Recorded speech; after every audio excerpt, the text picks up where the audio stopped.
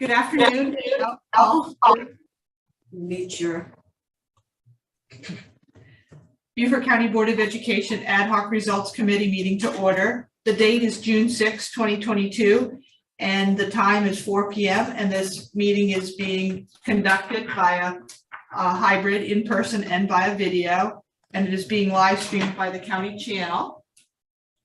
Requests for public comments participation will be accepted between 3 and 3:30 by sending an email with your name, phone number, and topic to robin.cushingberry@beaufort.k12.sc.us.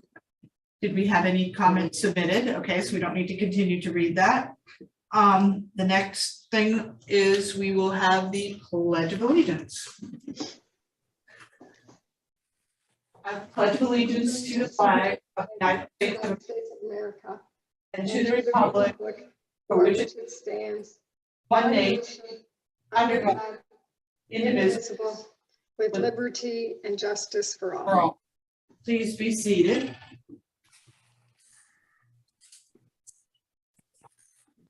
Would Melvin or Kathy like to make a motion to approve the agenda? I move we approve the agenda. I second. Thank you. Any discussion? No hands up. All in favor of approving the agenda, say aye. Aye. Mel? Aye. Thank you. Next, do not have any public comments. So the next item is the approval of the April 4, this should be 2022 committee meeting minutes. Do we have a motion, Mel or Kathy? I move we approve the April 22nd meeting. The minutes that are loaded in here say July 21st, 2021. Say, they sure do. These are not the minutes from our last meeting. No, they're not. In the folders, they're correct. Yeah, I didn't load them. They weren't loaded correctly into Word docs. So how about, can we amend the motion to just postpone to the next meeting since we don't have the right ones loaded in for you guys that are remote? Okay. Yes. I withdraw my motion and remove that. We postpone the approval of the last meeting until the next meeting in July. And I second. yeah, okay. And any further discussion? There being none in favor of postponing the minutes to the next meeting, please say aye. Aye. Okay. All right. Next on our agenda is reviewing the current results section and discussing possible changes.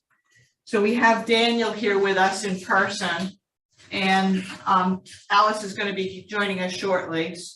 So let's go ahead with Daniel's presentation and discussion first, since you are here. So I'll turn it over to you. Thank you. Good afternoon. Hi, Daniel. No, Daniel.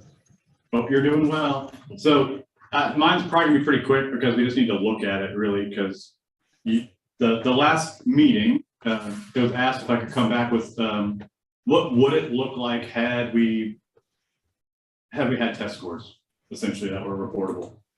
So one data file is never going to be enough for me, guys. So you got two. And it was because, I left the meeting with some to-dos, but then there were some other questions that came up after while I was actually processing the data. So instead of coming back and asking questions, I might as well just do it. If I'm doing it once, I'll do it twice, and let's knock it out while we're working. So you should have two Excel documents for the results. Year one and year two. Y1, Y2, year one, year two. The Y1 is in the achievement on page 1. You should see 1.8. So that's Y1. Y2 is the one that has in the first results block for achievement 1.3. Wait, yeah, so I'm So confused. I was making sure you have two. So in the top, on the overall academic rating box on the left-hand page, under 2021, if the first number is 1.8, yes, that is Y1. So that's year one. okay, thank you. I'll explain what Y1 and Y2 are. So when we initially went down the road of the results portion of this equation, we played with the idea of having a clear role in implementation of increasing achievement or increasing the metrics rigor, difficulty annually. We never really left year one. We got partially through year one, and then we had the closure, and we never got to progress to a year two.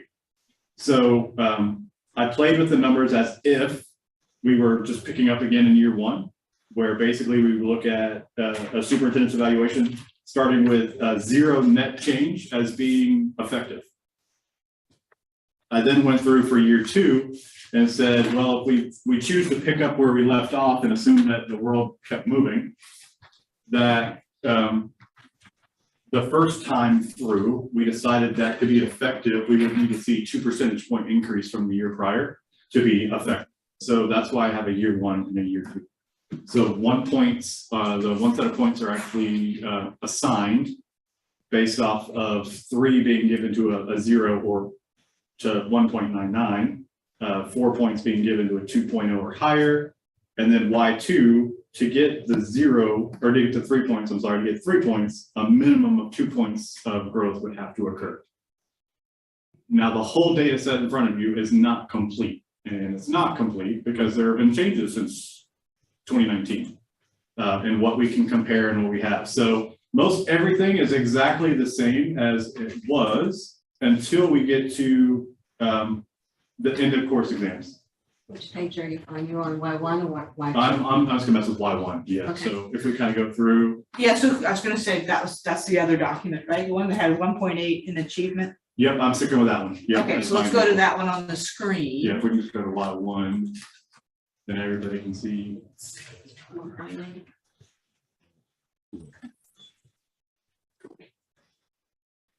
So we have the set weighted value of 1.8 for achievement. We do the same type of metric for gap closure, and then college and career. When we decided to do this initially, we kept that as a separate metric. So it's a 4-point scale weighted. That's basically, it's a weighted 4-point scale. Mhm. So if we go to page 1, that's our reading K2, that's map data. I will tell you this will change a little bit, not in the example that you're holding and looking at now, but we have moved to a more comprehensive assessment for the K1 students. It's called Map Reading Fluency. This was the first year we did that and has an embedded dyslexia screener, which is a state requirement, why we made that shift. But it's also much more like a one-on-one assessment with students. So they're actually reading, the teacher can go back and listen to the student reading. Obviously not pertinent right now, but just know that when we go to 21-22, this page will have to be retooled if we stick on this type of model, because we're just not going to have comparative data from 2021 to 2022. We keep going through. Okay, so can you pause there? Yep. And just so everybody that's watching and listening can understand what we're displaying, can you just run through what you have there on that first? Yeah, so I'll do the all students will be the Okay. easiest. So in Beaufort County School District reading, this is MAP for grades K through 2. If I look at the all students in 2018-19, the year prior to the pandemic, 56.1% of that group of students were at or above the 50th percentile. Okay.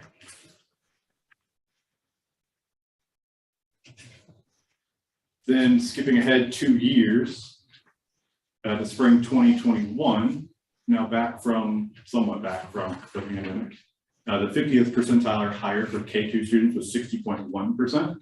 That's an increase of spring to spring change of 4 percentage points. Based on the rubric on the first page, anything more than 2 points growth would be 4 points.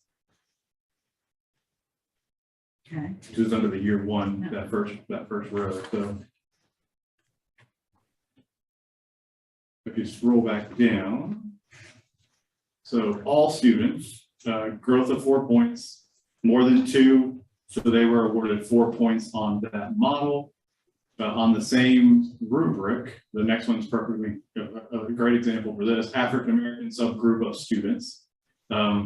they had a gap of 12 points roughly to a gap of 17 points. So they lost 4.7 points. If I look at the rubric again, it is less than, or it is actually greater than a -2 percentage point change.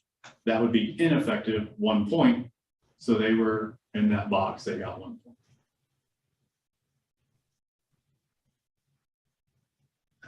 Then for the next, what is that, 5 areas, Hispanic students, Caucasian students, our ML population, and our students with disabilities all showed a greater than 2 percentage point growth. So they all got 4 points. And then when we look at pupils in poverty, that was basically a negligible change, almost 1 point down. But then again, anything between basically 1/100% loss to almost 2 point loss would receive that 2 points. So that's why they were assigned the 2 points in the weighted model. Okay, so I had a couple questions. So all these subcategories below all Mhm. are really in comparison to To all. all. Yeah, as opposed to the same sort of, Yep, instead Okay. of what percentage to what percentage to what percentage, Okay, and then yeah. having to do the calculations off of that, yeah. and what test are This is just primary grades math. math? In That's this what I want to model. know. Yeah, this Math. is math. Okay. All right. So does, Mel and Kathy, do you have any questions for Daniel for explaining how to read this? No, I understand it. I already have, we're not at the point yet. If the instrument for measuring reading has changed this year, we're gonna have to, I don't know how we can compare the data this year with previous data because the instruments changed. So I'm wondering if we're gonna have to, and that's, I guess, for a decision later, but if we're for the K2, if this year's with the new data is gonna have to become our new baseline.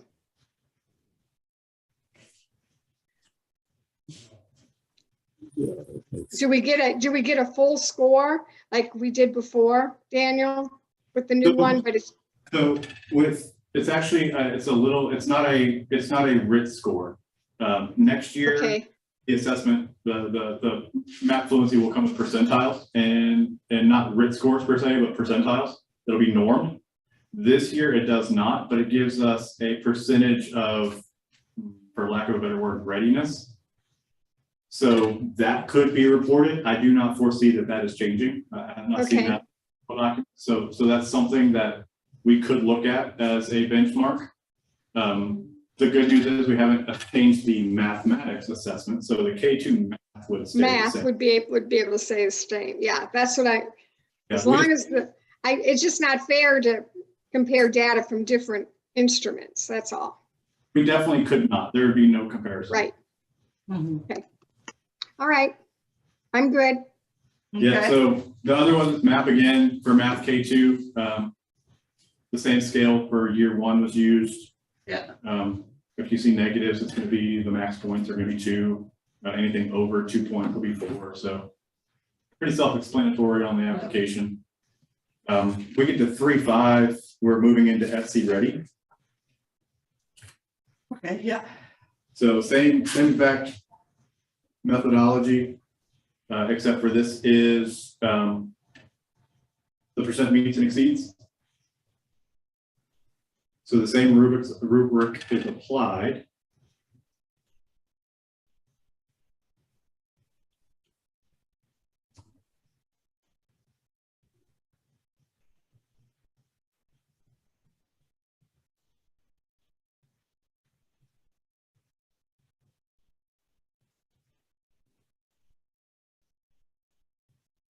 So just to be clear, the 46% here and the 47.1% are those that are in the categories combined of Combined meets, of all grades 3 through 5. right, Yes. or exceeds, or and Yeah, exceeds. yeah. Okay, Meets and or exceeds. yeah. And it's close to 50%, I mean. Oh. But other tests was specifically They had to be, you said, at or above the 50th. Yeah, so, yeah, Yeah. those two assessments are, this isn't the 50% It's type. not. No, this Okay. is the percent meeting your cut score. It varies by grade level, by subject. Okay. So, yeah. Alright. Now, the one caveat that we had the last time we taught it, the 2021 data did not have the stipulation of 95% tested. Not that Right. Beaufort waived off of that. You know, we didn't not test anyone. Yeah. But we did have families refuse to come in for testing, so I cannot say that that is a complete data set at the 47.1%. And that's all students. If I look at a subgroup or at a smaller group, some subgroups refuse at a higher rate because of the assumed fear or panic of being in an environment during a pandemic, it would impact that subgroup more significantly. So that's another condition on the data that 2018-19 did not have. And as I recall at the last meeting, you had an estimate that you thought close to about 90%. Yeah, we were closer to 90% than 95. Okay, 90% Yeah. versus 95. Okay. So Mel, do you have any questions or comments?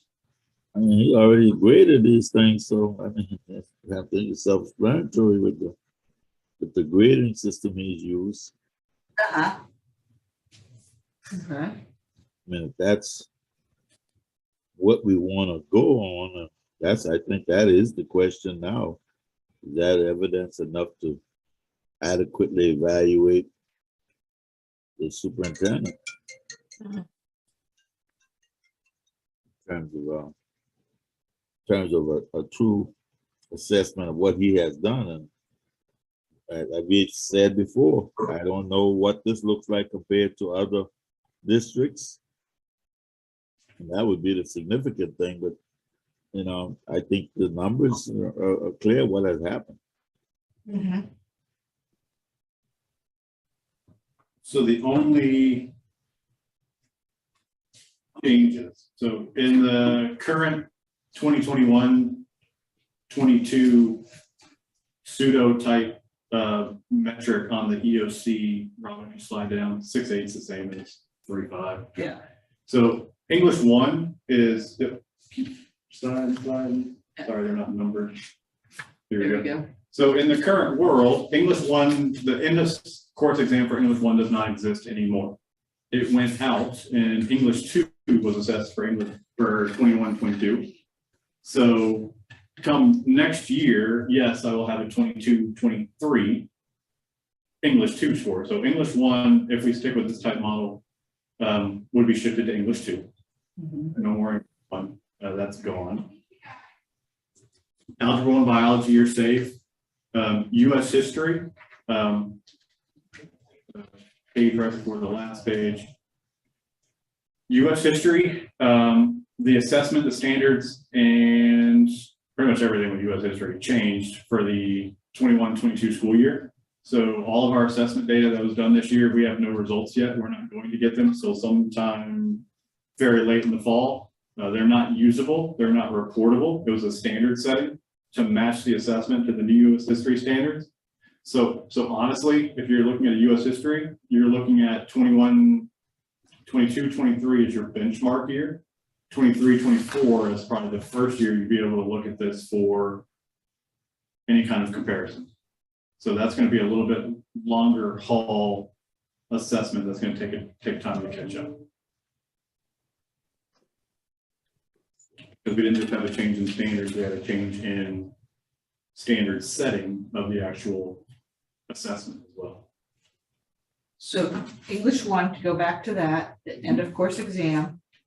The last year that was offered was when? It was actually during the pandemic for any large group of students. So 2020 was the last year it was given. Okay. I'm And saying then- that somewhat. Yeah. but And then the yeah, first year that English 2 EOC was offered is when? was last year, 21, 22. Okay. But I can't put it in this pseudo evaluation because that's an apples to oranges comparison. Right. We got. So it would have to get changed to English 2 to be able to bring that in and move it over. Uh-huh. And What was the qualifier to make them change the history then? US history, all of our curriculum is on a circular review. and this year it was up for US history. When they changed the standards that are actually taught, they also didn't have to go back and redo the assessment.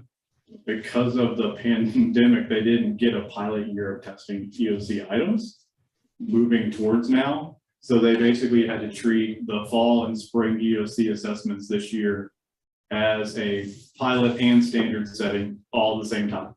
So none of that data was used as the 20% for their final grade.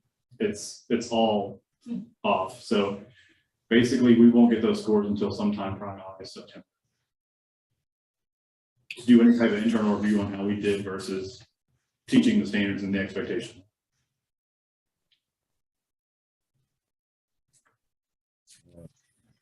And then finally, college and career ready. This is a somewhat fluid measure that I think the state of South Carolina is still trying to solidify. It seems like we're always changing something with college and career ready. So in 1819, there was a certain set of rules where the cohort of college and career ready students was basically they were the students whoever walked across the stage that spring. That was your cohort or your denominator for your percent college and career ready. Move forward to 2021-22, it was, I'm always using the word 9GR cohort, but it's the 4 years after they started high school. So the graduation cohort is now the college and career ready cohort. So I included it here because technically it's saying the same thing, but it's a totally different kind of group of kids. So I think I put that in the email when I sent it, that the college and career ready is a little iffy. They're changing CTE certifications all the time. They're realigning assessments and which ones count for completers. I heard somewhere in a state meeting really briefly that next year they're adding ROTC to the career and technology education field, and they're going to align assessment to that for college and career readiness. So I say that because this is always going to be a little bit of a moving. The definition of college and career ready has changed almost every year that this measure has been sent out.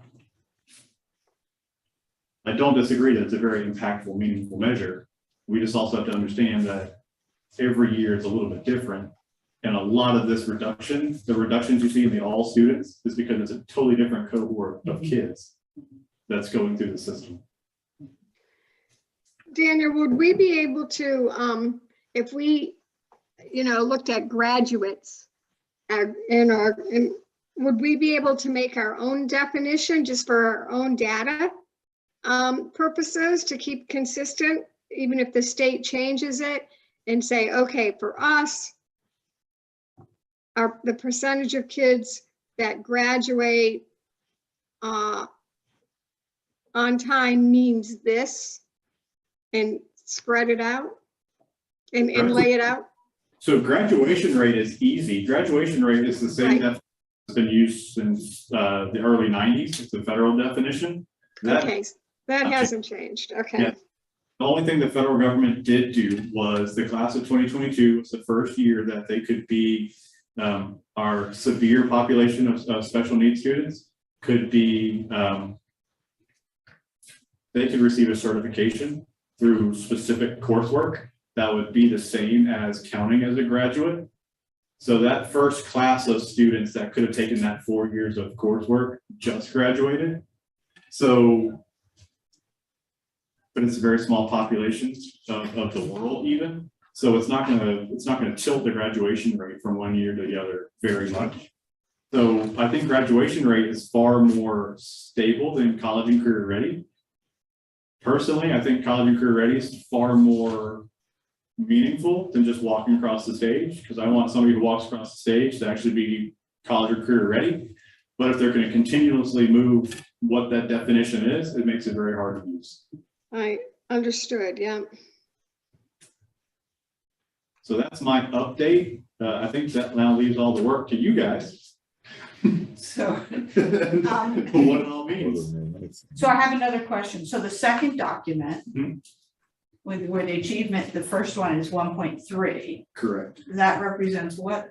That is the exact same document. Yeah. It's just moving to line 2 to have the little bit more I'd say rigorous, but more difficult expectations of performance. So on page 1, Yeah. on the right where it says the BOE rubric, Yeah. Y1 is that first row where from a -2% to a positive 2%. Okay, yeah, And then year 2 is we're looking at that basically at anything below 0 is 1 point. So we're just shifting that scale some. And then to receive the 4 points, you would have to have a 4 percentage point growth, not Okay. just 2. So that's the difference. That's the main, that's the only difference between Y1 and Y2. okay, It was just looking at, if we picked up where we left off, this technically would be the second year of implementation, even though it's really like the 4th.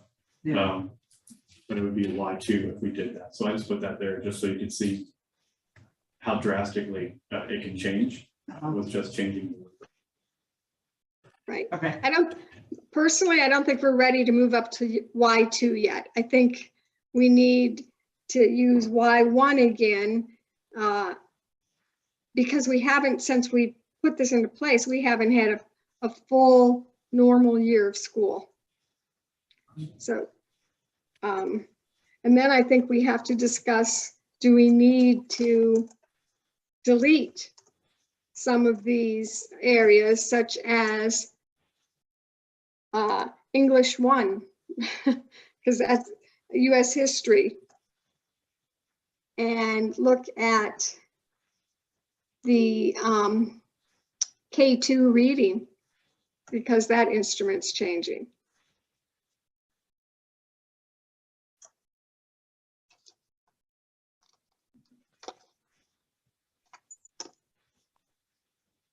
And the final part that I emailed back before the prior meeting got moved, and now here we sit. I did include, just for the reference, how teachers and principals are evaluated, to kind of some guidance on in South Carolina, kind of how that group, those 2 professional groups are evaluated as well.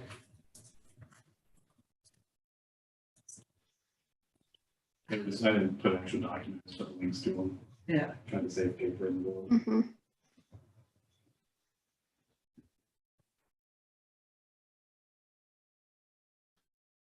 So, since, do we have it, or who's on the meeting besides the committee members? David is? David is the only other one, Okay. only other board member. So David, do you have any comments or questions, or would you like to add anything? I have any questions?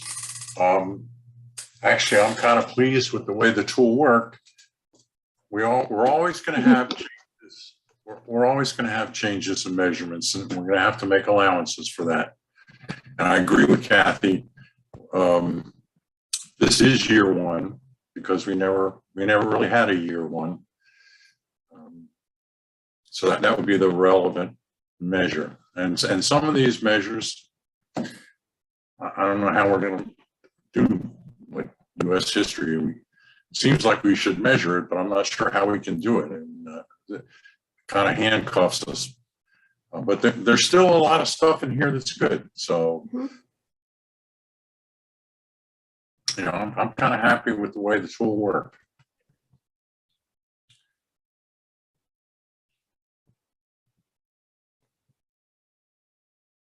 So Mel or Kathy, anything you would like to add, or? No, I think I said what I wanted to say. I think another factor when we look at this data is, particularly when we look at the subgroup data, we don't know how many people would, I perceive that some subgroups stayed out longer and did virtual because of their concern of COVID than other subgroups. And so if to me, kind of comparing virtual instruction versus face-to-face instruction plays into here a little bit too. But Well, isn't that the relevancy of this The whole thing. Huh? I mean, What now? isn't that relevant? I mean, I Well, was under the impression that we would know all those 5 factors that would create these results. But our charge, I thought, was to look at all of those factors and decide whether or not we could use this information as a part of the evaluation tool. I mean, we know these numbers got, all kind of different elements to support the results we're getting from them.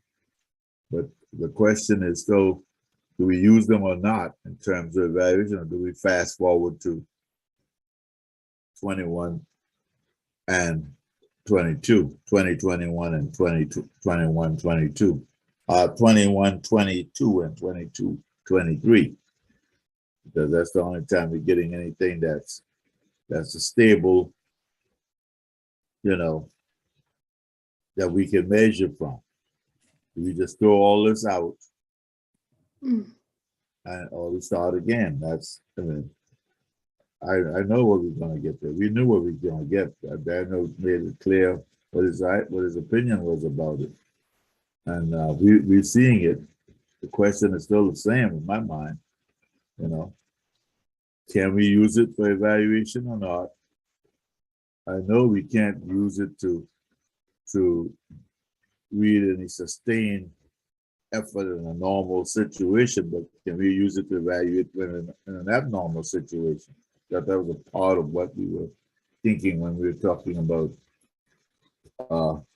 adding the different opinion in terms of the pandemic, his evaluation through the pandemic.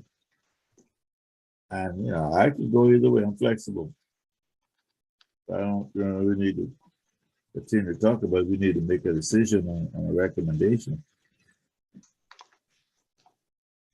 David? Yeah, I was just gonna say, this is just a demonstration of the tool. The numbers here don't really mean anything. I think Mel was correct there.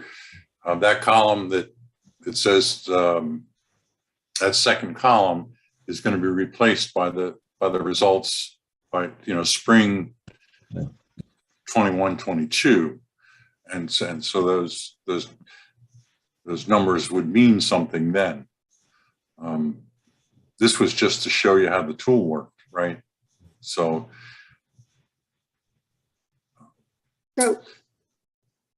2021 becomes our new baseline. Is that what you're saying, David? That's our first starting block. I think 2018-19 is the baseline. Still? Okay. But that column that says spring 2020, 2021 is not relevant. It would be replaced by spring 21, 22.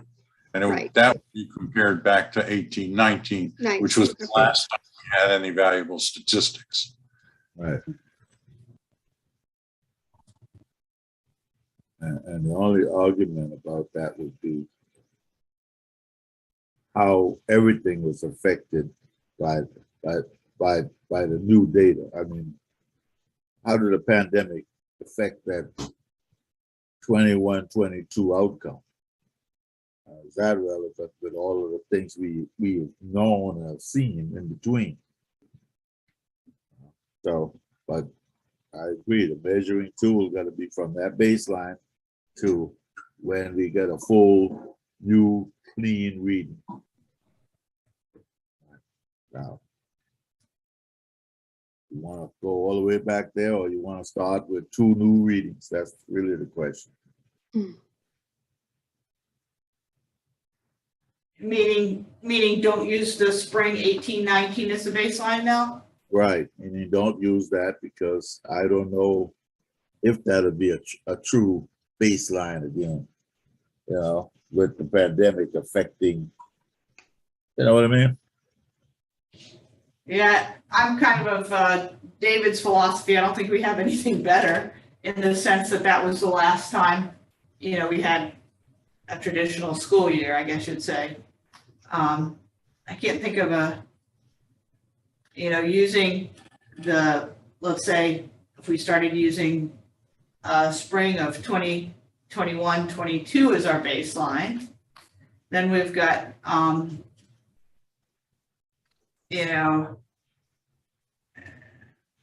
we're starting out as a baseline with the pandemic, and I'm not sure how, I don't know, this whole thing seems like alphabet soup, honestly. I understand it and I think it's good, but I think it's going to be very hard for the public to digest. I think it's going to be hard for the board members to digest, and it's not that I don't think they're capable of it at all. It's just, it's hard when you think about everything that factors into this. And I think if we get into, it probably is important how much of each of those categories had in-person learning, how much had virtual. I mean, I just think it's going to get so complicated that, this person came in, part of the year, and then this person left part of the year. To me, it's that supports my argument not to use 18, 19, because 18, 19, that baseline is based on none of this stuff happening at all. Yeah. And if that was the baseline you're basing it on, then it was a clean slate then. But it's no longer a clean slate that you're gonna measure the first, what you call measuring tool. Yeah. There's just so many things that happen. I'd say you pick it all up after these things have happened. New baseline all around, and a new measuring stick after the baseline. And we're at a different baseline. Yeah. Here's a different baseline than last year in terms of virtual and in person, and we had so much this year of you're quarantined, you're isolated. There's tons of that. I don't see how you could possibly account for all of that with the numbers. And we're hoping to move back to, not having a quarantining, isolation, all the effects of the pandemic. So, yeah. What do you think, Kathy? It's complicated. Yeah, but so based on what you're saying, then the only thing that what we would be saying then is that, okay, we're going to back all this out again, and we're not going to include in the superintendent's evaluation any student achievement data, because we don't have a way to measure growth and a growth in achievement that is fair and effective.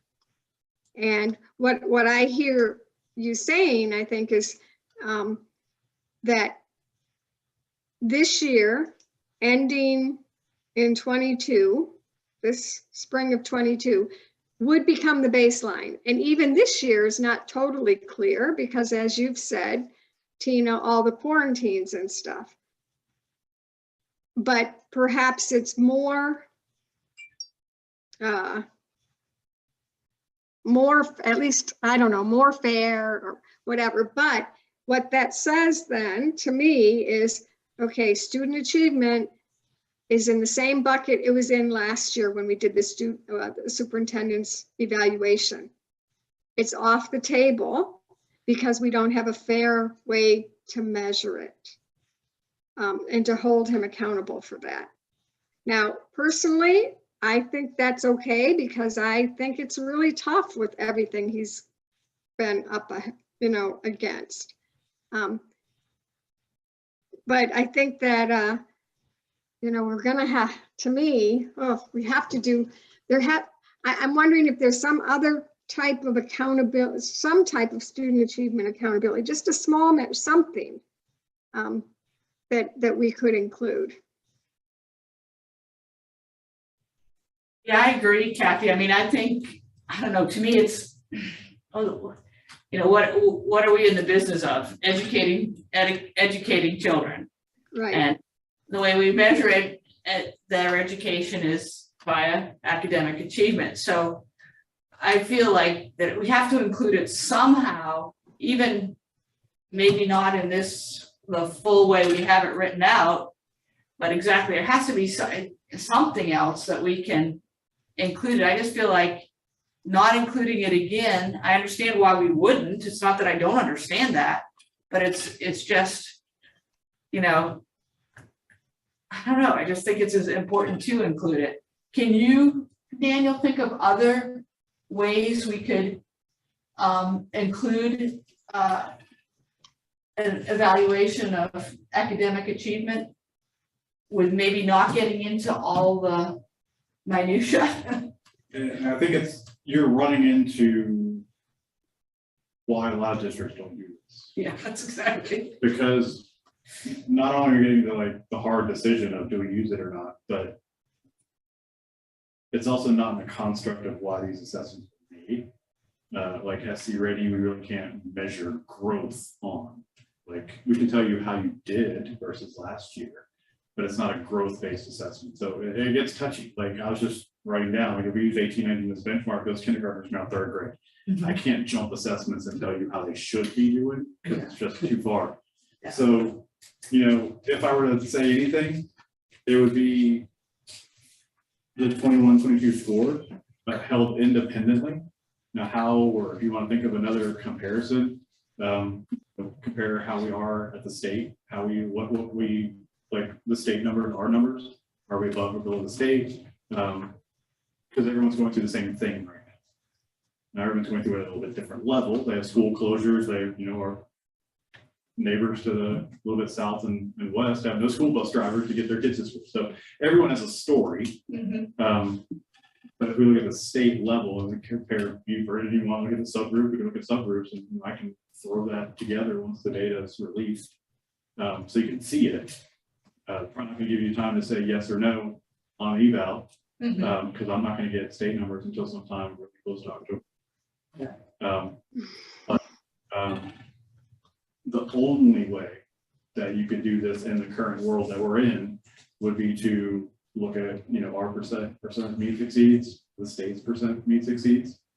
Because I couldn't pick out a district because I can't tell you if they had a high number of COVID rates or a low number of COVID or high absenteeism or picking out another target would be another unknown variable. But if I just look at the state as a whole, I could say, how are we doing compared to the state?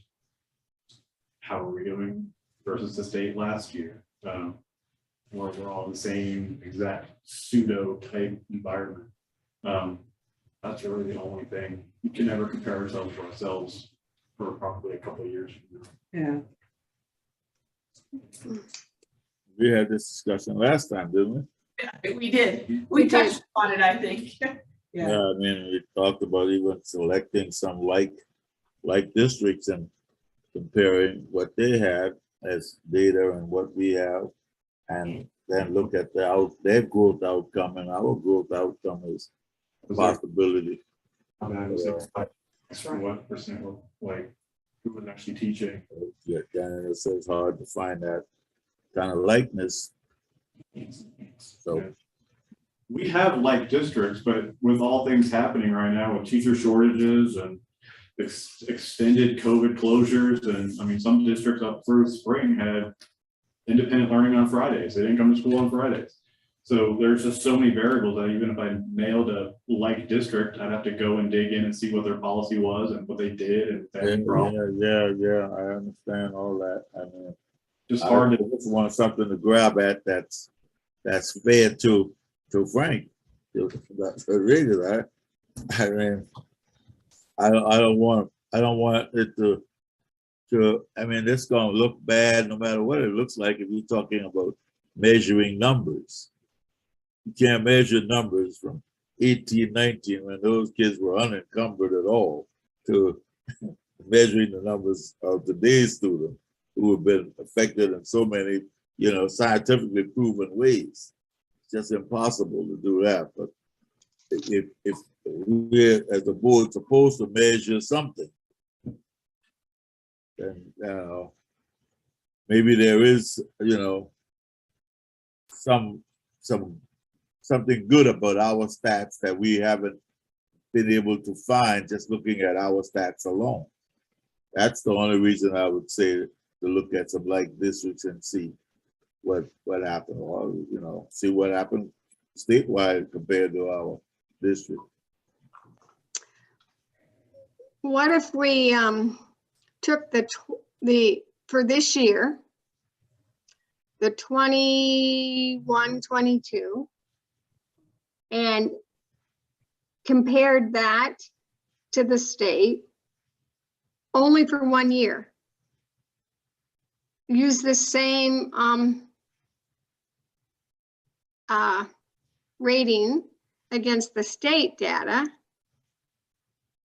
see what it looks like, and then decide. I really am not in favor of using other district data or state data. However, it might be something that we could agree on for the first step for 1 year. I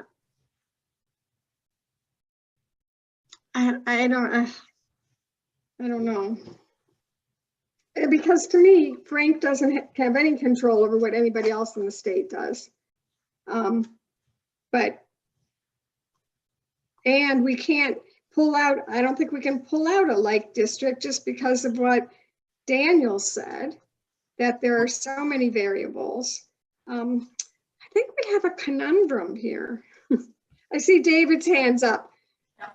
David. Tina, maybe he can bail me out. I don't know. Yeah. What? A conundrum rescue. Yeah. Exactly. No, I agree with you. I think that's a really good idea, Kathy. For 1 year compared to the state, because we don't have anything better. But I'm always opposed to comparing ourselves to like district or the state, because the whole concept of continuous quality improvement is you compare yourself to yourself, Right. and you constantly get better. And when we compare ourselves to the state, you know, we're throwing in a lot of disadvantaged districts and stuff. So we don't want to do that, I don't think. But for 1 year, because we don't have anything better, I mean, I agree with what Tina said. We got to have something in there. We got to have some measurement. So for 1 year, yeah, we can use the state averages. But after that, we need to compare ourselves to ourselves, because we have to constantly get better. You bailed me out, David. I mean, that's just what I think. Unless someone can come up with a better idea for this next year that involves for October, where we can be looking at data, I think maybe that's where we land. Can I ask a question? Sure. I don't. Kathy and who else? Mel and David. David. Mel and David, this is Alex. Can you see Okay. me? Are you, can you hear? I'm I just can gonna, hear you, yes. okay, I'm gonna ask a question just based on evaluations and how evaluations should work with anyone. So if you're going to evaluate me based on my job performance, you're going to tell me at the beginning of my year that you're going to evaluate me based on the state's performance in student achievement. So that gives me an opportunity to study the state, to see where I need to be versus the state. But then when you do that, you're going to give me 79 districts that I'm going to have to look at in the state to see how those districts are going to compare and come up with one set of numbers to evaluate me locally with. Then my question would be, how's that fair?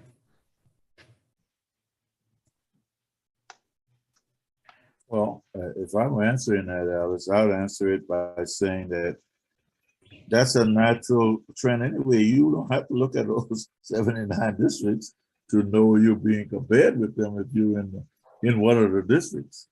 But and if I was that person, you in this case, I'd first go in with the attitude that out of all the 79 districts, I should be in a certain area that I expect to be at by the end of the school year, and would strive towards that. That's why I still say like districts is a better measuring tool than the entire state average. But if David and Kathy think that is the case, fine. We know, with our resources, our family structures, you know, our number's gonna look better than the state number overall.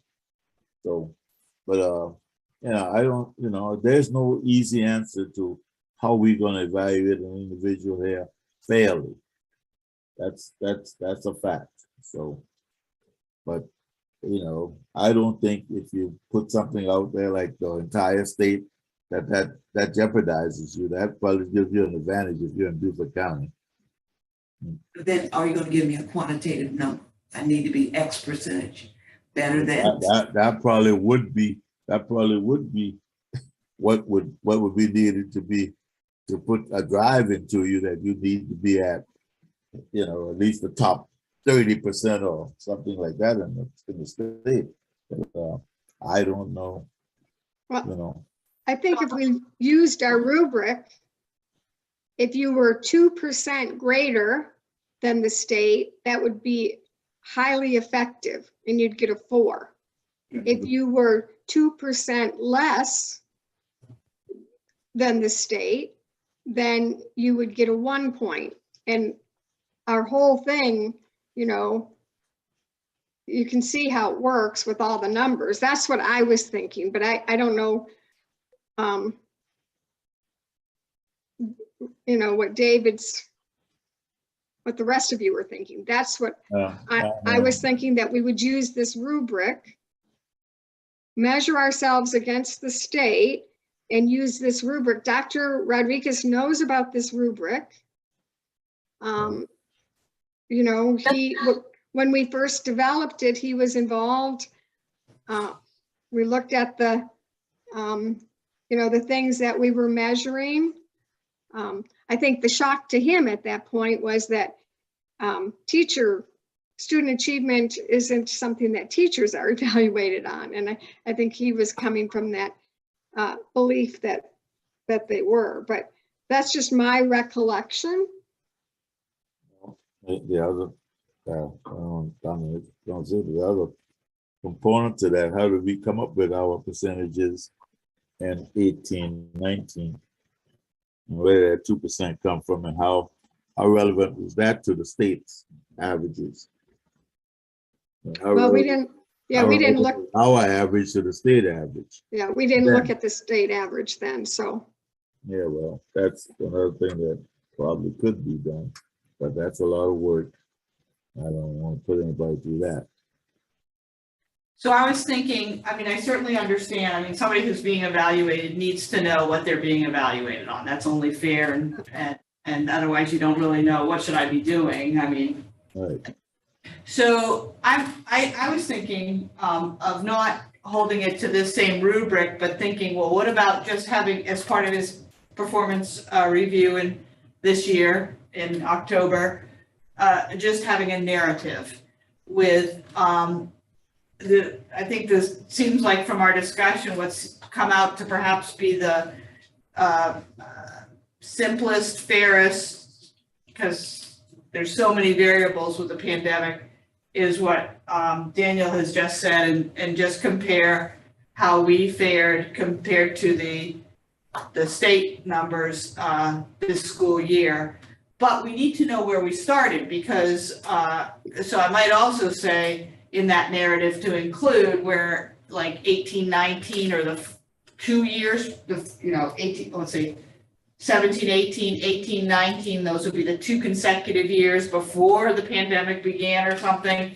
Just have a summary of how we did then, because, you know, we may have been at the top, or let's just say we were at the 50%, I don't think that's true, but in the middle of the pack of all the school districts back before the pandemic, and now when we've emerged or starting to emerge from the pandemic, we may have, you know, now be much better off than most districts. And I think that's kind of important to know. How did we fare? I don't think we can get into every last little calculation and percentage point. I think a narrative might be the way to do it. Then how do you incorporate that into his performance? You know, how is that narrative? Is it just a narrative and then just part of that, you know, letter we do summarizing how he fared, but everything else on that the summary, of course, is number oriented. What do you think of that? Oh, so I guess we would have to be more specific. So if we're saying that we have overall academic rating, we had 3 things: achievement, gap closure, and college or career ready. So Okay. I don't, gap closure would have to go away, correct? So we'd have achievement, and then what achievement? K2 math, we were specific about the areas. So are we, Yeah. you know what I'm saying? So we're going to compare, and that was my intention, because I was thinking we would use the same form, and I'm okay if we don't. But so we're comparing K2 mathematics, because all the states use the map. They do not, No, they don't. and we do not have access to other districts' map data. That measure goes away. So what's the state data that we have, Daniel? EOCs. We have anything from grade 3 and beyond. So we have SC Ready, ELA and math, which was on here. We have that through 6 through 8. We have your EOCs. Mm-hmm. I'm not sure that kindergarten readiness assessment is going to be published for me to be able to rank or anything in the state or say how we did against the state. I can't promise you that one. That would be a potential deliverable. There's going to be nothing for 1st grade and 2nd grade. Right. Just nothing that I would have access to be able to do that. But every other grade, at least by level, elementary, middle, high, would have some sort of level. And just this is totally different because you asked one question. I'm just thinking out loud at this point. So, so toss around the idea of for his annual evaluation, he would have, I'm assuming, he's setting some level of goals with the board prior to the start of the academic year, correct? And then at the end of the year, he would supply some sort of narrative that says, this is what I've done, policy, procedure, goals. I know Superintendent Greenville has, they're rated on a level of culture of academic success, something like that. And then if you wanted to still bring in some sort of test data, it would almost be used as almost a multiplier where it can't hurt you. We're rating you on your eval and your goals. If we're not surpassing the state, you get 0 points on your multiplier. If you're above in 10 out of 15 areas, you get 3/4 of a point of a multiplier. Where it's not hurting, it can only help to do better. And it's not technically hurting his evaluation. So therefore he's not being evaluated on the said score. He can only have it be some sort of bonus. I just thought about it while sitting here. It kind of hits all components. I come from a corporal trained world. So, you get your base salary and you get a multiplier for doing above and beyond or doing a good job. My base salary is safe no matter what, or my eval is safe if I just show up and do my job every day. But for me to be noticed or to get something separate from another employee, I better do really well to show that and have numbers that prove it. So it's just an idea I had going back to my life. So that is also the way his contract is written too. So one thing. Wait a minute, can I just interject something here? We did not set up his evaluation system that way. He does not write an annual evaluation. He does not sit down and write annual goals and share them with the board. The board does not approve those. So that's changing the whole system. I mean, if you want to change the whole system, then that's, but that's not what we did. No, I agree with you. So, we didn't. No, we have not done that. It wasn't something that was, I don't even believe that was something that was discussed in our evaluation committee at the time. Because we were looking for something that was standardized and that could be, that had measurables, that had smart things to it. David, help me out here again. Yes, ma'am. You hit that nail on the head. We were trying to make them SMART goals. We know that coherent governance is based on results, and they have to be specific and measurable. Unfortunately, the environment is not giving us specific and measurable, but I wouldn't abandon that, because if you abandon that as your goal for how you're going to do evaluations, then you basically chuck the entire concept of coherent governance. So I think it's going to be hard to come up with a measure, but and maybe for this year we can't. But for the following years, I would be as specific and measurable as we could be, because we don't want to fall back in the trap that we were in years ago, where it was kind of anecdotal. We just don't want to do that. That doesn't get us good results, and it's contrary to what we said we believe in. That's why I keep going back to a narrative, because I definitely think the public is going to want to know, how did we fare? We all know there was, so many factors that, really were fighting against academic achievement. But I do think the public wants to know, and I'd like to know, how did we fare? And I think just having a narrative of, like I already mentioned, how we fared against the state, and not have it as, doesn't have to be a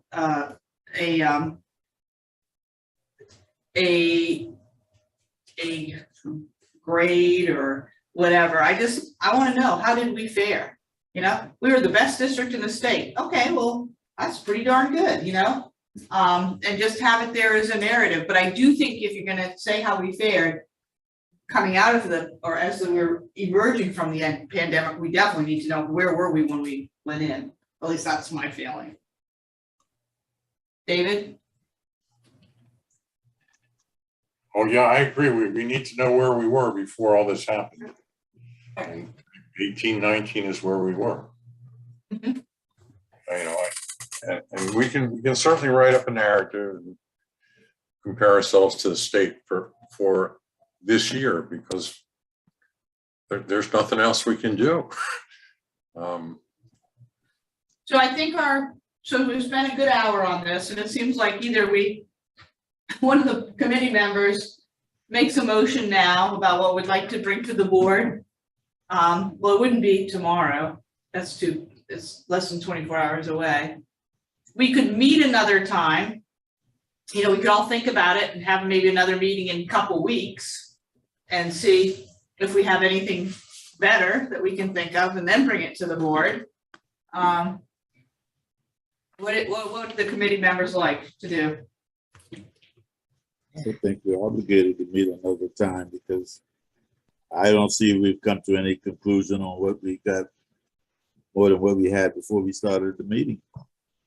Okay. What do you think, Kathy?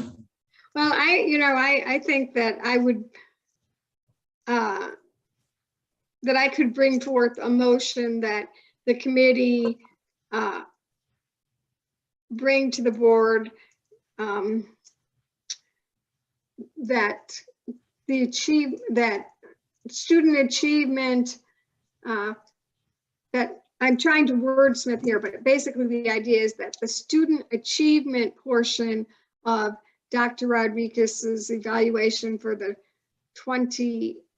21-22 school year, the student achievement data measurement be compared to the state data. I don't know how to put that into words, so I think what we're saying is that for this year only, the student achievement portion of Dr. Rodriguez's annual evaluation would be a comparison of BCSD students' state data, achievement data versus state data. I don't know, maybe Daniel, but I don't know that Mel is ready to land on that yet. I don't see what it does. I really don't see what it does in terms of the intent in 2018, 2019. You know, I mean, we probably would still have some of the same old stuff if you're talking the state data. We can do that for information, but I don't see that as a good tool for evaluating progress in Beaufort County. Yeah, I don't think it's a great tool either, but I think for this year, I feel that we do have to make. The report, Kathy, because I don't see how that is a tool if it's measuring the state. We just do what the state, we just roll out the state report and issue a narrative on how we did, like Tina suggested. The state report is gonna land us a certain place. Right, but we have to do, right now, what we have is this instrument. And we have to replace that. Just say we replace the achievement for 1 year only, the achievement data. Let's see, the student achievement data be replaced for the 21-22 school year with a narrative regarding our student data. I don't know. Are you saying, Mel, you don't think that's useful at all? I would go to anything because I'm not concerned about, it as much as the public would be concerned about it. I'm much more concerned with the progress and where we are and how we're gonna go forward and all the things we got in place to move forward in terms of the real evaluation. Because we've seen what is going on, what he's been involved in, and what is happening. Those things are not measurable. But right. I'm just concerned with what you put out there and under the skies of the evaluation.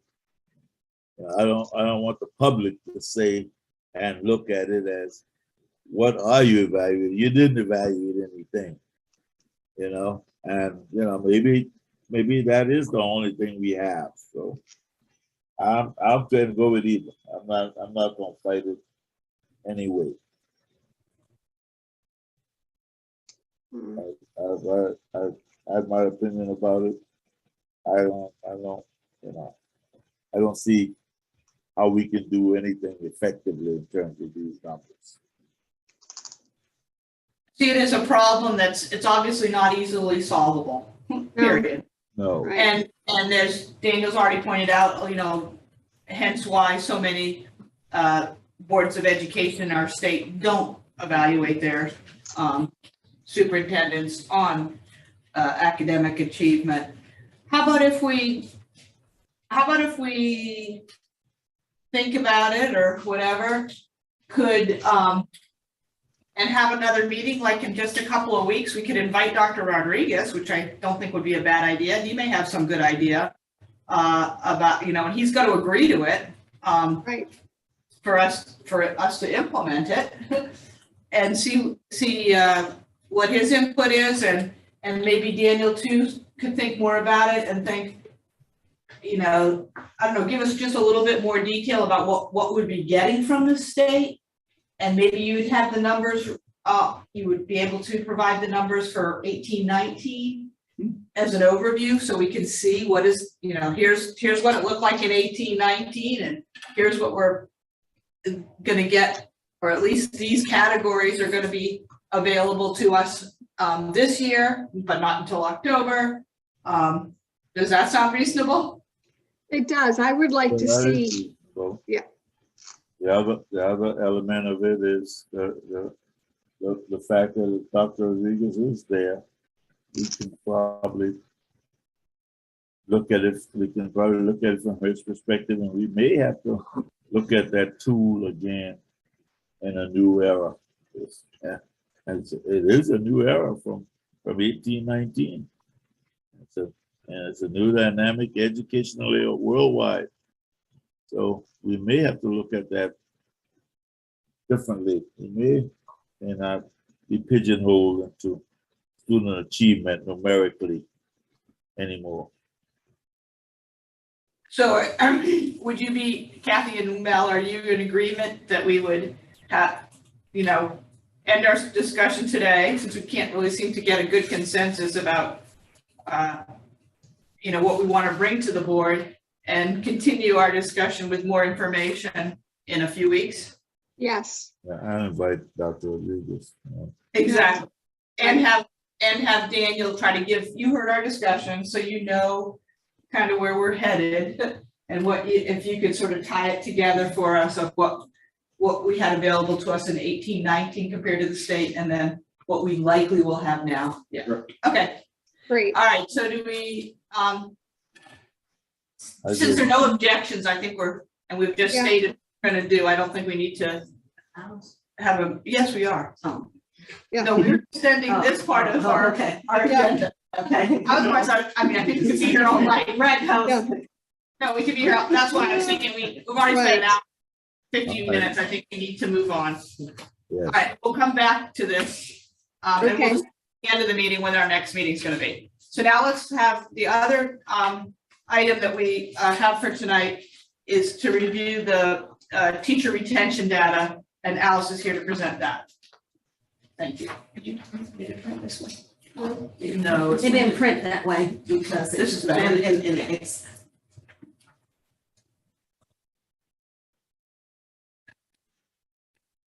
Let me pull up on the screen. Okay. Way. Oh, I sent it to everyone. Alice sent it. So. Yes. You should have 4 columns across. No.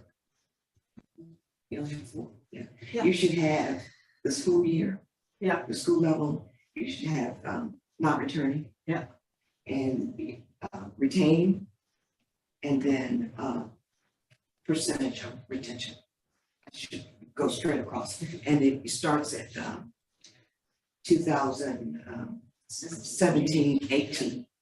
You have 4 years of retention data there, and it's across the board. It's for all staffing in the district, to include certified, classified administrators.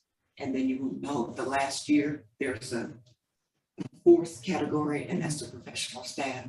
We pull those out of the classified staffing a year ago. So that's why they're listed separately. So what are your conclusions? I've already looked at this and got some, but let's hear. Well, it appears to me that we are pretty steady in terms of up and down, maybe 2 or 3 points. Yeah. We were the lowest in the first year, 17, 18. And our highest year was 18, 19, I believe. And then last year, which was the result of the pandemic, we went down to 81% for teachers, and our percentage, we're 81% across the board. So while it's bad, it has been pretty steady. And you can look at the numbers of teachers or administrators or classified staff that have resigned on each one of those years and quantities of them. And we always do it from the standpoint of budgeted positions.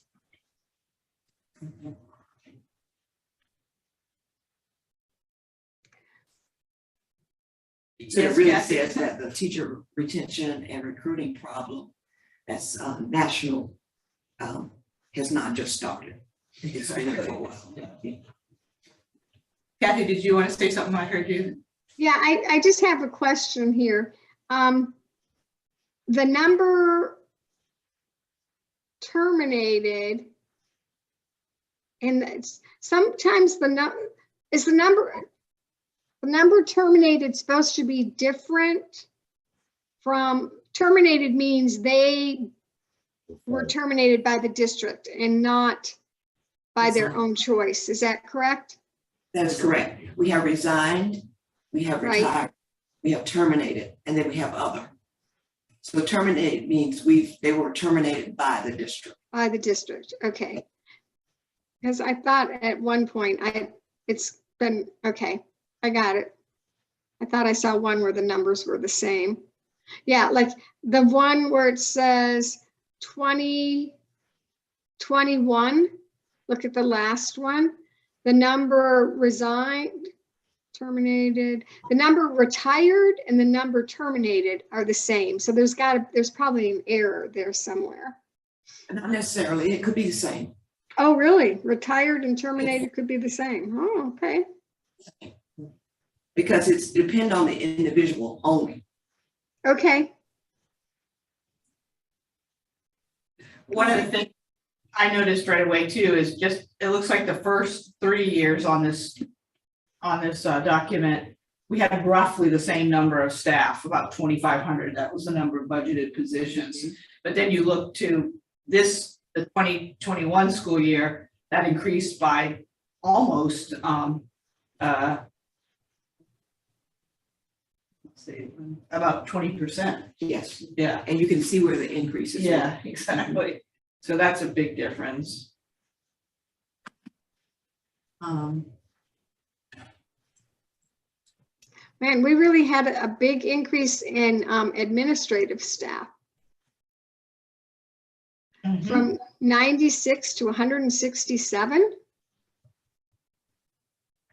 Yes, that's the number. Ooh. Are there positions considered administrative that weren't considered administrative before?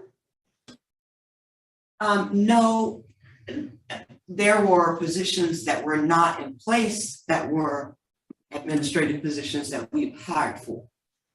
Okay. So we have not taken a category of staff and decided that we're going to make them administrators. And wouldn't your numbers increase like if you added APs to school? Yes, it would increase. Wouldn't Yeah. have Yes. those admin before in other. Yeah, those would be positions that we newly budgeted positions for administrators. Like the executive directors, the Executive deputies. Right. Yeah, APs. yeah, APs, yeah.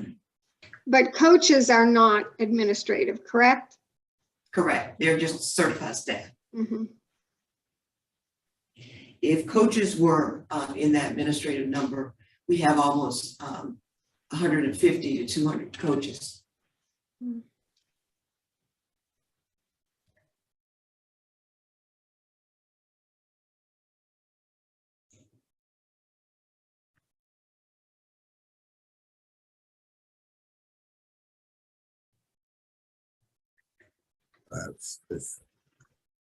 It seems to me like that from what we've got, and there's no crisis there. I mean, that we can do anything about. Or you could say we've been in a crisis for the last 40 years. Yeah, exactly. Well, yeah, we've been in a crisis for the last 40 years, and it's no longer a crisis, it's a norm. And that's the point. I mean, how can we fix something that's either not broken or not fixable? Well, the shortage is nationwide. Yep, there you go. It's not. We raise the salary and hopefully that can retain, but our retention rate has been pretty consistent.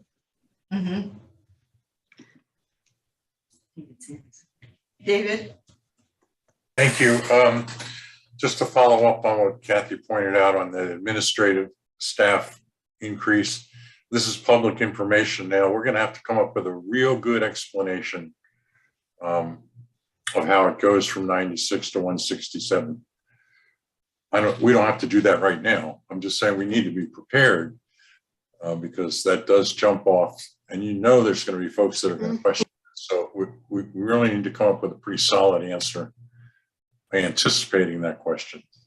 So that's huge. I mean, David, I think Frank have to have those numbers in place, those answers in place, not just a general answer.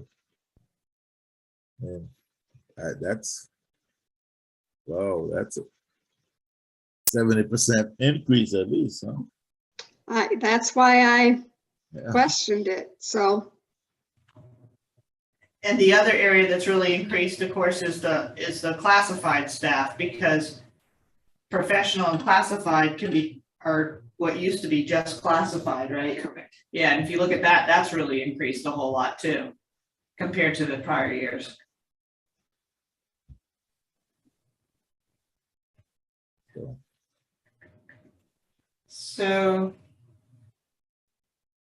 is So there I any- think the reason that we wanted to see this was we were trying to decide about the teacher recruitment and retention portion of the yeah, the evaluation instrument, right? yes. Yes. So if you reduce teacher vacancies, you know, if you look at the rubric, if the vacancies were to increase by 5%, that was just a 1 point ineffective increase between 1 and 5%, 2 points. If the vacancy rate was stable, that's effective. So looking at this data, has it mostly been stable? I had to, let's see if I can pull that back. When most is stable, that's what my comment was, that I don't see.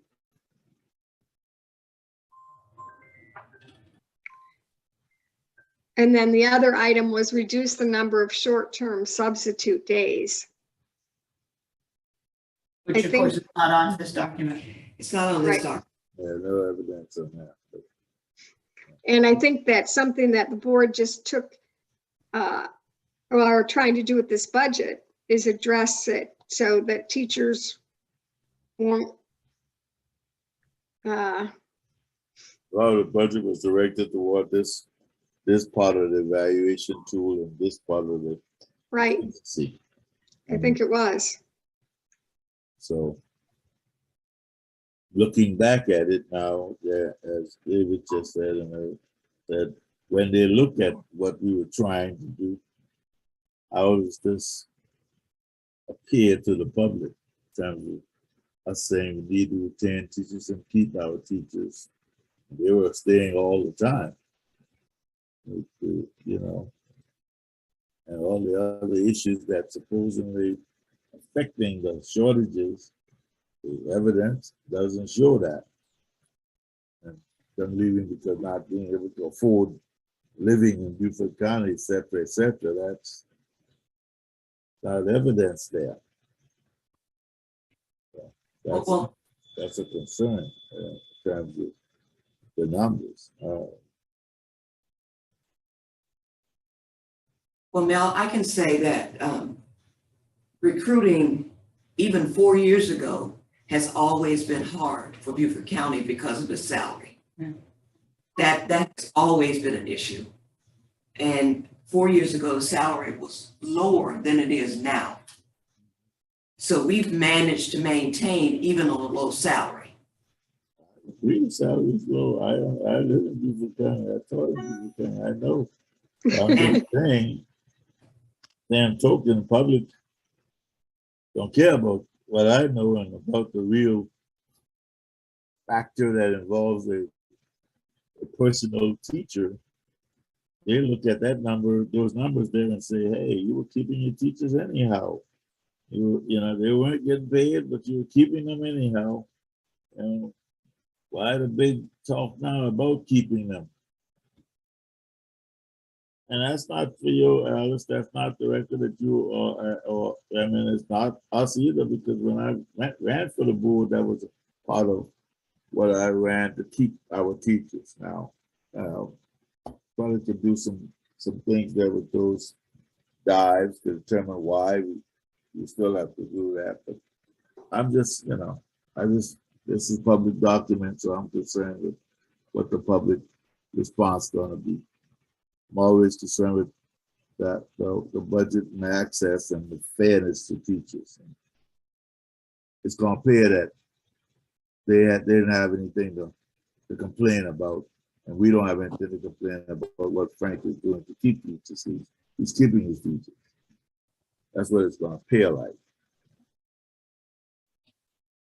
So how about, do we have Kathy or Mel? It seems that this should, get a brief discussion at the meeting, not tomorrow, but the next one. Yeah, just a be brief. And Yeah, I think in terms of our evaluation instrument, teacher Yeah. recruitment and retention should be able to stay the way we have it.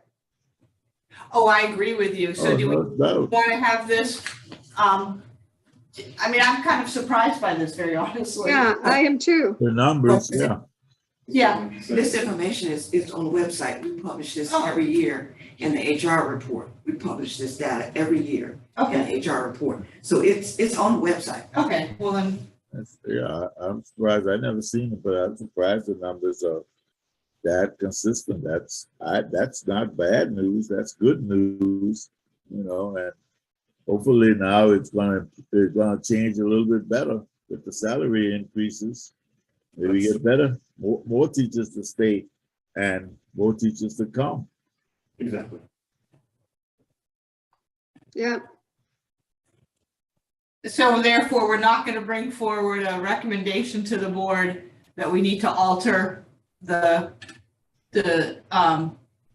rating system for the reduced teacher vacancies. I wouldn't. No, And I wouldn't either. How about you, Mel? no, I'd keep that. I think, we could come up with some suggestions, especially when it comes to the terminating one versus, I'm sure we got some that probably could or should have been terminated that we kept under the disguise that we have to retain, some of the teachers. All of those things now that'll be a part of a little flexibility that Dr. Rodriguez will have. So yeah, I think we keep this instrument, it's fair and it is, the facts are the facts. Okay. So our last topic, and I copied the committee members. I had reached out to Alice because one of our other questions at the last meeting was about incorporating Esser funds. I'm sorry. I said Alice, but I meant Tanya. And she responded that, she wasn't going to be able to attend this meeting. And her comments, I'll just read them. I would offer 2 comments that you may want to consider to incorporate into the financial oversight portion of the evaluation document regarding Esser funds. 1, the school district is in compliance with federal and state guidelines of the federal Esser and ARPA funding. And number 2, the superintendent or his designee shall provide monthly updates to the board on budget spending and the activities approved in the Esser and ARPA grants. So we can have her come to our next meeting. We can discuss this now. What's the will of the committee? I move she come to the next meeting because I don't see an answer in those answers. Kathy? I think it's fine if she comes, but I think what she's talked about is already in our form. If you look at D6, it's something we added last year. Evidence of comprehensive plan to procure needed materials, access available emergency funding, and maintain balanced budget. And then it says collaborative development and execution of a plan to best use emergency funding to address student learning. I think those things that she's talked about are already there. What was Tina's question to her? Well, I copied you and right now I can't access I my, don't have it right there. okay, so hold on. My question to her was, this was back on April 19th. Yeah. The ad hoc results committee would like you to provide suggestions at our next committee meeting on how to incorporate Esser funds as a category under financial oversight in the results evaluation document for the superintendent. So Kathy, you're saying that language covers the ESSER fund. It does. Now, if we wanted to add something into the financial oversight matrix, or where it says adhere to budget and maintain bond rating, those are the two measurable things we have there now. You could add it, but based on what Tanya presented to us, I feel like that's covered in D6, pandemic response. Yeah, it's covered, and I don't know if it's the same thing. I mean, it's covered. I understand the Tina question was, well, I guess she was asking for a window of how it's done so we can fairly evaluate it. And I mean, we can let it run its course and then evaluate afterwards. But I was thinking that question was geared toward how is he using it. And that's why maybe I jumped the gun. So she didn't answer it. She answered it in a manner that it's already there and we're covering it. So I guess you're right. If it's there, then we just evaluate it afterwards. But I have some concerns with the use of those funds myself in terms of fair evaluation. But that'll be when we evaluate. And we come with evaluation. That's all. David? Oh, thanks. Yeah, somehow you have to break out the ESSER funds from the budget because you didn't know they were coming in, and the whole intent is that you adequately adhere to the budget that you proposed and got approved. And as far as Tanya's suggestion, those are not measurable things. Given a monthly report is, that's not something that's worth measuring. So I think you should have her come in at the next meeting and see if there's something else you can do. Adhering to the ESSER funds guidelines, I think, is already covered. And it's really not what the intent of that financial piece was. It was, you had to do those things under your control, which is proposing a budget and then sticking to it.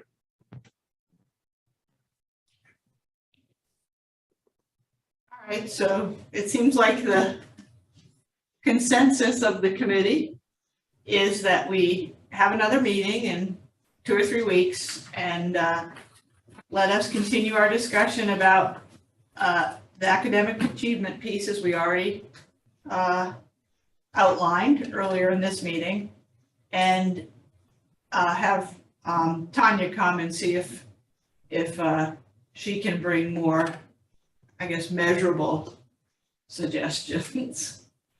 Do you all want to meet to take a recommendation to the 21st board meeting? Yes or no? Let's see. So we have a board meeting tomorrow, and then the next one would be on June 21. Right. So would we want to meet like? The next day we have open is the 14th. I'm not available the 14th or the 15th. All right. There's availability on the 16th. There's no one in the afternoon on the 16th. That would be fine with me. I can do that. I said for now, yeah. Here, there's questions about my part. Mel, is that good? Yeah. All right, so why don't we tentatively go for our 4 o'clock time slot? Okay. Okay. All right, and we obviously have to see if Tanya's available. But so the tentative meeting date would be June 16th at 4 p.m. and we'll do hybrid again.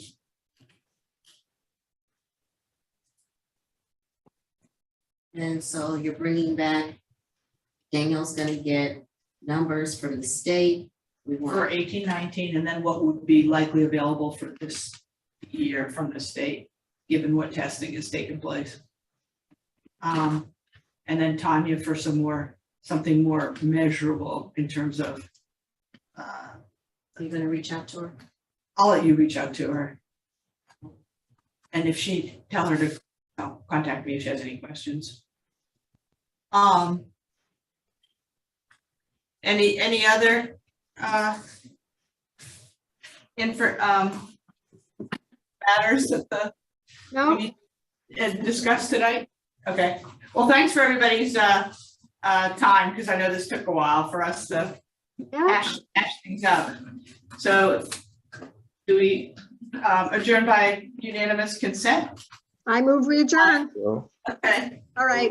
we're Bye, adjourned. everyone. Thank you. all right.